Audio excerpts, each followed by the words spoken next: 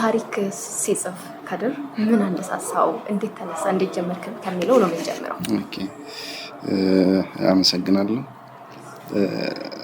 በአንድ በኩል የኋላ ማንነት የሚገኘው ከታሪክ ነው እና ዛሬ ላይ የጎደለ ማንነት እንዳለ ይሰማኛል። ግን የጎደለው በናቹራሊ በሆነ መንገድ አይደለም። አልተሰበሰበም፣ እንዲታይ አልቀረበም፣ አልተገለጸም እና እሱን ነገር ማድረግ እንዳለብኝ የሚያሰሙ የሚገፉ ብዙ ሁኔታዎች አሉ።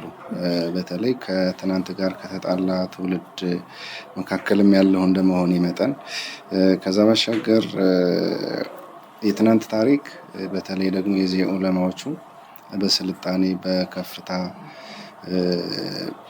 በጣም የገነነና የሰፋ ነውና እሱን አለመግለጽ ደግሞ ለዛሬ ትልቅ እንትን ነው ዕዳ ነው። ስለዚህ እሱን መግለጽና ማቅረብም እንዳለብኝ ብዙ ጊዜ ይሰማኝ ነበር። አካባቢዬ፣ ቤተሰቤ፣ ከዛ መምህሮቼ ወይም ሼኾቼ እነሱም ትልቅ ተጽዕኖ አላቸው ወደዚህ መንገድ እንድገባ ወይም ይህን ሀሳብ ተሸክሜ እንድጓዝ ካላህ እርዳታ ቀጥሎ ማለት ነው። በዛ መልኩ ነው ለመጻፍ የተነሳ ወይም አስቤ የገባው። እንግዲህ ታሪክ ድርሳን መጻፍ ቀላል ነገር አይደለም።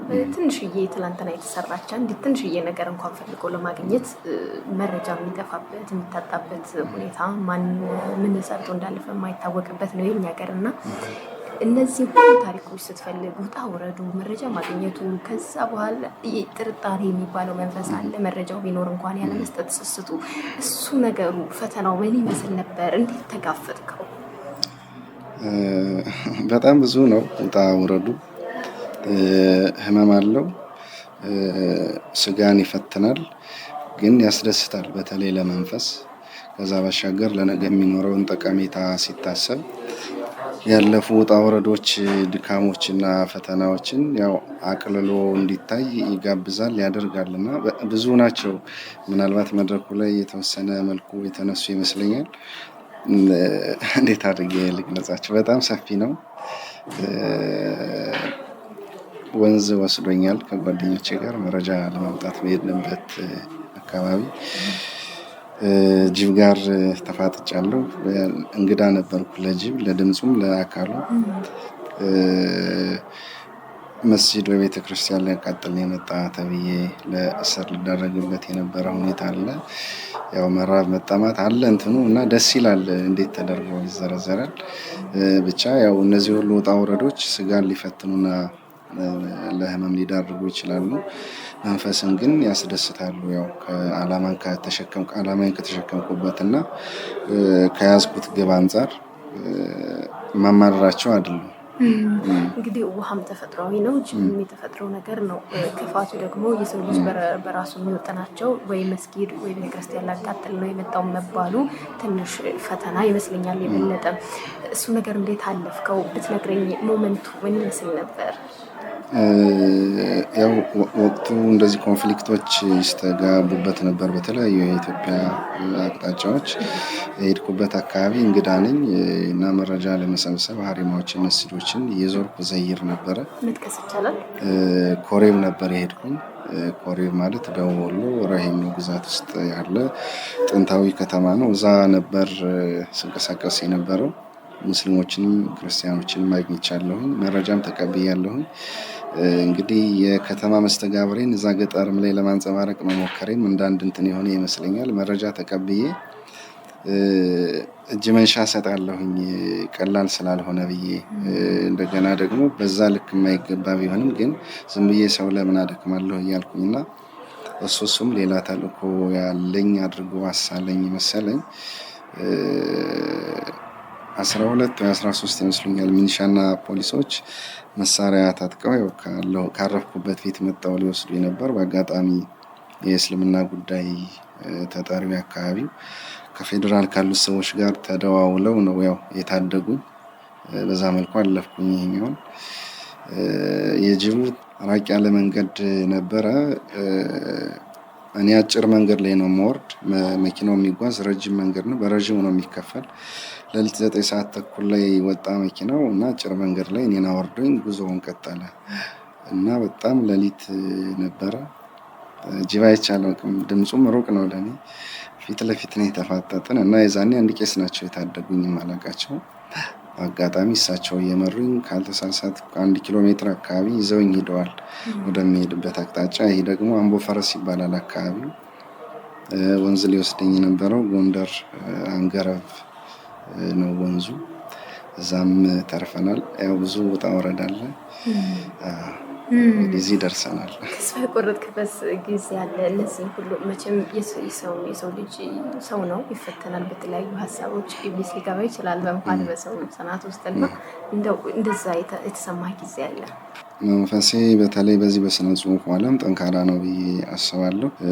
ከስነ ጽሁፍ ውጭ ያለው ተፈጥሮዬ የመቸኮል እንዲህ አይነት ነገር አለው። ጽሁፍ ላይ እዚህ በስነ ጽሁፍ ዓለም የተረጋጋ ነው። ግን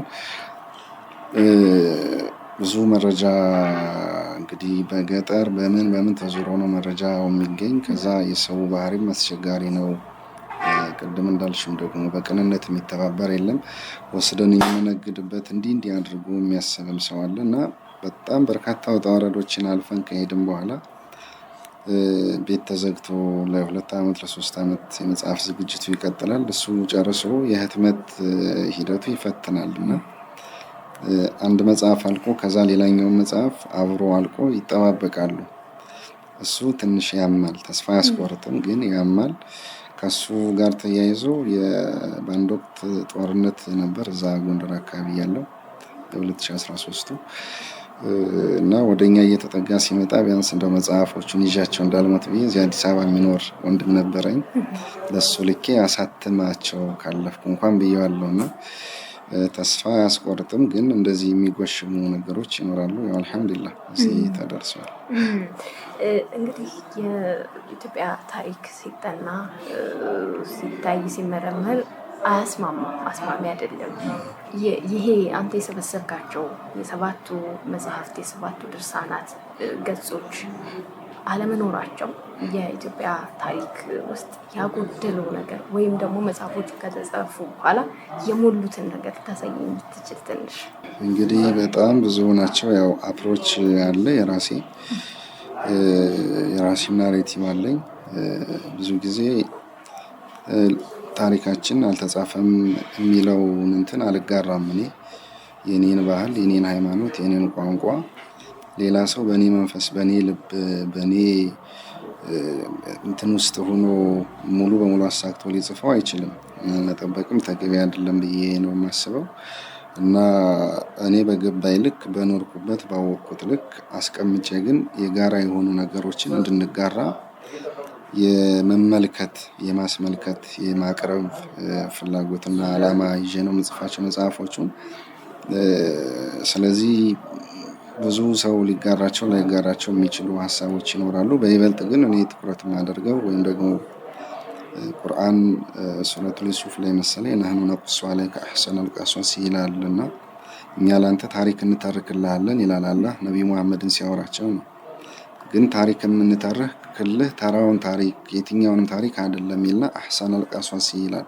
በጣም በላጩን ያማረውን ደጉን አስተማሪውን የምንተርክልህ ይላልና በአንድ ሀገር በአንድ አካባቢ ወይም በአንድ ሰው ውስጥ ብዙ ክፋቶች እንዲህ ነገሮች ተፈጽመው ተከውነው ሊሆን ይችላል። ከዛ ይልቅ የሚያስተምረውና በጎን ነገር አንጥሮና አጉልቶ አውጥቶ የመጽሐፍ ዓላማና ዝንባሌ ያለኝ በዛ መሰረት ስለተጻፉ ሙስሊሙም ክርስቲያኑም የሚጋራቸው እሴቶችና ታሪኮች የቀረቡ ይመስለኛል በእኔ እምነትና ባለኝ ግምገማ።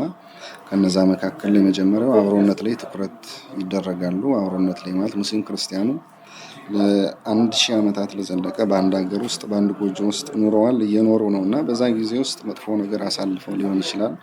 ግን ጥሩ ለነገ ይጠቅማል ለዛሬም ያኖራል የሚል እምነት አለኝ። እነዛ ይቀርባሉ። ክርስቲያኖች አንባቢ፣ ተመራማሪ እንዲህ አይነት ክርስቲያን ጓደኞቼ ወላጆች አሉ። እነሱ ይቀበሏቸዋል እና በእነሱም በኩል ደግሞ እንዲህ አይነት መረጃና እንዲህ አይነት ሀሳብ እንዲህ አይነት ታሪክ ሲያንጸባርቁ አስተውላለሁ እና እንዲህ አይነት ነገሮች አሉ። እርቅ ሰላም ላይ ዑለሞች እንደዛ አይነት የህይወት ሰርክል ነበራቸው። እነሱም መጽሐፎቹ ላይ ይወሳሉ። እንደገና ብዙ ጊዜ ሙስሊም ማህበረሰብ ስለ ሀገር ያበረከተውን ነገር የመግለጽ የማስገለጽ የማቅረብ እንዲህ አይነት ነገር የለውም። እሱም ይቀርባል እና ሌላውም ወገን ይጋራዋል፣ እየተጋራው ነው እና እንደ ሀገር ያጎደለው ነገር አለ ብሎ ለማለት አይደፈር ይሆናል። ግን ክፍተቶች ነበሩ። በተወሰነ መልኩ የማጥበብ ሂደት ውስጥ ተሳትፎ አላቸው ብዬ አስባለሁ መጽሐፎቹ። ኢስላሚክ ስነ ጽሁፍ እድገት ትናንትና ዛሬ ነው ታሳይ። እኔ በሶስት የሚከፈል ይመስለኛል። የህትመት ብርሃን ማግኘት የተጀመረበት ጊዜ አለ 1958 ጀምሮ እስላማዊ ስነ ጽሁፍ በህትመት ብርሃን እያገኘ የታየ የተነበበበት ጊዜ ነው። ያን ራሱን ቻለ ጊዜ ነው። ከዛ በፊት እስከ 17ኛው ክፍለ ዘመን ጀምሮ ከዚህ ከ20ኛው እስከ 17ኛው ክፍለ ዘመን ለህትመት አልበቁም፣ ግን በርካታ የስነ ጽሁፍ ሀብቶች ነበሩ። 1120 የግጥም መድብሎችን ጽፈው አግኝተናል። 4-6 መጽሐፍትን ጽፈው አግኝተናል በአንድ አካባቢ እና ተመሳሳይ እንትን ያለ የስነ ጽሁፍ ሀብት አለ። በሐረር፣ በጎንደር፣ በወሎ፣ በጎጃም አካባቢ ያሉትን በተወሰነ መልኩ ለመቃኘት ሞክሬያለሁ እና ምርታና እድገት የነበረበት ጊዜ ነው ይሄኛው ከ20ኛው ከ17ኛው እስከ 20ኛው ክፍለ ዘመን ያለው። ከዛ በፊት የነበሩት ጊዜያት በአንድ በኩል በሙሉ ልብ ስለ ዘመኑ ለመናገር የመረጃ ክፍተት አለ። ያም ሆኖ ግን ዑለሞቹ ስነ ጽሁፍ ላይ የማተኮር ዝንባሌ አልነበራቸውም። ይልቁንም በቃል ያስተምራሉ፣ በቃል ያንጻሉ፣ ይቀርጻሉ፣ ይገስጻሉ። ስለሆነም የጽሁፍ ሀብት ነበረ ለማለት የሚቻልበት ጊዜ አልነበረም በዛኛው ከ17ኛው ክፍለ ዘመን በቀደሙት ጊዜያት። ስለዚህ በሶስት የሚታይ ይመስለኛል። አሁን ያለንበት የተወሰነ መሻሻል አለው ለማለት ይቻላል። በዘመናዊ ስነ ጽሁፍ እያበረከተ ያለው አስተዋጽኦ እንዴት ይታያል? ያ ዘመን ማለት ነው ሰፊ ነው። አንደኛ ከዛ መለያየት የሚቻል አይመስለኝም። ሁለተኛ የአሁኑ ዘመን የራሱ ቀለምና መልክ እንዲሁም ይዘት አለው የሚል ግምገማ የለኝም እኔ። ይልቁንም ከትናንትና ከዑለማዎቹ በተለይ ከዛ ጋር የተዋረሰ የተጋመደና የተሳሰረ ነው። የግጥም ይዘቶቻችን የግጥም ሀብቶቻችን አሁን ያሉት ከትናንትናው የተቀዱ ወይም ደግሞ ከትናንትናው የሚጋሩና የተሳሰሩ ናቸው። የስድ ጽሁፎችም እንደዛው ነውና በዚህ መልኩ የሚገለጽ ይመስለኛል። እንደምንስማውም ያለው ስነ ጽሁፉ ያኛው ዘመን በጣም ሀብታም ነው ተብሎ ስለሚታሰብ ነው። አሁን ላይ ስነ ጽሁፍ እየወረደ እንጂ ከፍ እያለ አልመጣም። ምክንያቱም በነሱ ፍልስፍና ልክ በነሱ ጫማ የስነ ጽሁፍ ጫማ ሲለካ የሚወርድበት ሁኔታ ስላለ ማለት ነው። ልክ ነው። የሀሳብ ድህነቱም አለ። አሁን እነሱ የመጠቀ ሀሳብ የጠለቀ ራዕይ ነበራቸው። የጽሁፍ ሀብቱም እንደዛው ተመሳሳይ ነው። ቅድም እንዳልኩት ሼህ ጫሊ 120 መድብል ነው ያዘጋጁ። አንዱ መድብል 350 ስንኞች ያሉት በጣም ረዥም ነው። ሼህ አሊ ጎንደር 60 ጽፈዋል እና እኔ በግል እንትኔ ከ1200 ያላነሱ የግጥም መድብሎችን አይቻለሁ፣ አንብቤያለሁ፣ እጄም ላይ አሉ እና የሚነጻጸር አይመስለኝም። ልክ ነው። ያኛው ከፍ ይላል የሚለው እንስማማለን። እንግዲህ አሁን የኛ ዘመን አለ ደግሞ ሽግግሩ በደንብ መቀጠል አለበት። የሀሳብ ድህነቱ መወገድ አለበት። ሙስሊም የእስላማዊ ፍልስፍናዎች ደግሞ የበለጠ መስፋፋት አለባቸው ተብሎ ይታመናል። የሚያምን ብዝሃ ትውልድ ያለም አይመስለኝም በእስልምና ውስጥ እና ትናንትናን የጨለማ ትናንትናን የድንቁርና ትናንትናን የመሀይምነት ማዕከል አድርጎ የሚያስብ ነው የአሁኑ ትውልድ እና የመጀመሪያው እና ትልቁ ክፍተት እሱን አለማወቅ ይመስለኛል። እሱን ማወቅ የሚቻለው ደግሞ እንዲህ የተጻፉትን በማንበብ የሚጽፉትን በየትኛውም አቅጣጫ ያለውን በማበረታታት ነውና ትልቁ ክፍተት ያለማወቁ ይመስለኛል። ድጋፉ በጣም የመጨረሻ ምንድነው ይሄ ቅርንጫፍ ነገር ነው። መሰረታዊ ነገር ግን አለማወቅ ይመስለኛል። እንደዚህ ተጽፎ የሚያነብ የለም። የያዘውን ግምገማና ንባብ የሚያሻሽልም የለም። ከትናንት ጋር ያለን ጥል በጣም የከፋና የሰፋ ነው። እንዴት ሊገለጽ እንደሚችል ዳግታል። ስነ ጽሁፍን ብቻ ሳይሆን ዑለሞቹንም የማይቀበሉ ኑረታቸውን፣ ታሪካቸውን፣ እሴታቸውን፣ ባህላቸውን የማይቀበሉ የሚያወግዙ የተረፈውንና ለትውልድ የተሸጋገሩ ነው ለማጥፋትና ፈር ለማሳት የሚመኙ የሚሞክሩ አሉ። ግን አጠቃላይ አይደለም። እሱ ያው አብዛኛው ሙስሊም እንደዛ አይነት ዝንባሌና ግምገማ የለውም። ግን የንቃት ጉድለትና ክፍተት ይመስለኛል። ለሌላው ለአንባቢው ብቻም እጽፋለሁ ብዬ አላስብም። አንዳንድ ጊዜ ምሳሌ ስለ ሼክ ጫሌ ታሪክ ቤተሰባቸው አንድ መረጃ ያውቃል፣ ተማሪዎቻቸው ሌላ መረጃ፣ በጣም የተበታተነ ነው እና ለእኔ ለራሱ እንደ ምግብ የተበታተነን ነገር ሰብስቦ ወደ አንድ ውህድ አድርጎ አቅርቦ እንደ መመገብ እጠቀምበታለሁ ስነ ጽሁፉን፣ መጽሐፉን። ከዛ ባሻገር ያልተገለጠ ስልጣኔ፣ ባህል፣ እሴት፣ ትውፊትና ሀብት አለ።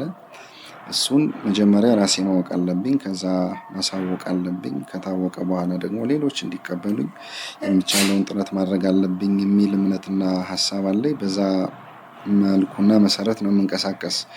በአንድ የትራንስፖርቴሽን ጉዞ ላይ ያለሁኝ ወደ ሰሜን እየሄድኩ መሰለኝ።